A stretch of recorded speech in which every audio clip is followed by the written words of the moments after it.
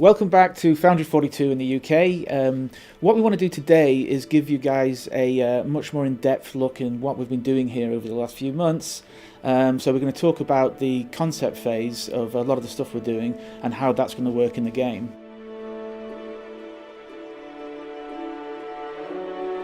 We've been working on the first section of the game, and this is basically mining operations and a huge asteroid belt. And so we actually have to make sure that the whole operation, which will be also in the persistent universe, works properly. We've got to make the player feel part of the universe. Everything's got to have a purpose. Yep, living, breathing. At the start of the game we go to a place like a Shubin mining outpost. So you fly there and you put down, but then if you want to go sightseeing, you can go around and you can actually study how stuff works. When we first came up with it, we just came with like the small asteroid base with like the generic, mining platform just plumbed into the side. But then the concept guys go over it and change it a bit. That's the fun bit. Watching it evolve. Because it went from like what's it, about a kilometre long, and now it's 6 kilometres long. It's just huge. Wow, look at the size of that. The Starfarer. That's massive. It's huge. And there's going to be on foot stuff and first-person combat on the station as well as dogfighting around it, so it'll be pretty cool. Yeah, definitely. There'll be some cool opportunity for dogfighting, zipping between cables, the asteroids, the base. I think it'll be great. Reaching the visual quality and the fidelity that Chris Roberts is pushing for. It's, I don't know, it's kind of movie quality. There's no rock left unturned, basically. The level of detail in these large ships is so overwhelming that you can basically see every bolt, every nook and cranny. It's not just a case of having a ship and basically saying, okay, well, it sort of looks good. Every single mechanic on the ship has to work. All the systems on the ship has to work. We know how the weapon systems work. We know how the weapons are controlled, how they reload. All these things are really important to the design.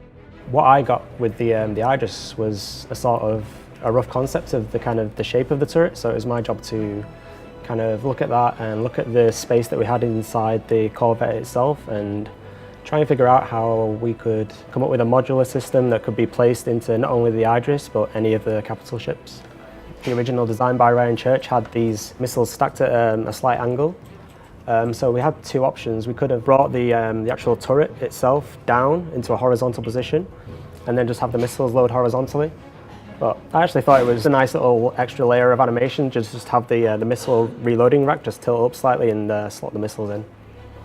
We've been looking at turrets as well. That's a biggie, isn't it? Yeah. So we came with a lot of the turrets. They weren't manned initially. But we thought, well, I want to get in here. I want to get in that thing and start blasting away. So then that was another one we passed off the concept, and they came back with some awesome stuff, didn't they? Yeah, they can be automated, but the way that everything's sort of looked at, I think in this universe is the player could potentially do a better job. So if he wants to get in a turret that was automated, then he can get in there and he can start choosing his own targets and blazing away. Yeah. There's damage states on them, so you can sit in there blasting away. Then a armor plate there goes flying off, a barrel there goes flying off. It's going to be a lot of fun. Everything we do in Squadron 42, we've got to consider the persistent universe. We can't sort of go off a tangent. We've got to plan for everything being functional in the persistent universe. We had those harvesters, didn't we? And they were just like, we'll just put some mining drones in the background. They fly around and they just go and harvest. But then initially they started off pretty small, like the size of a transit van, but now they're like absolutely huge.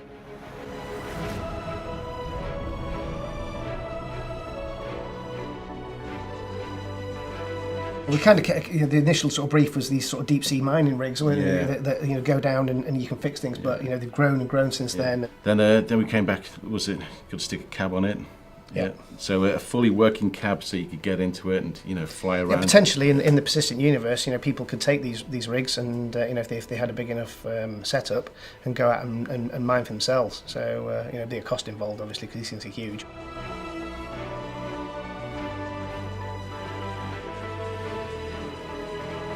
Thanks for joining us here at Foundry 42. Hopefully you've enjoyed what you've seen today. We're obviously going to come back to you with some more cool stuff later on, maybe talk more about some of the cap ship stuff we're doing. We'll probably come more in depth on some of the way the operations work past the sort of concept phase we've shown you today. But yeah, we'll be back with you guys, so see you soon.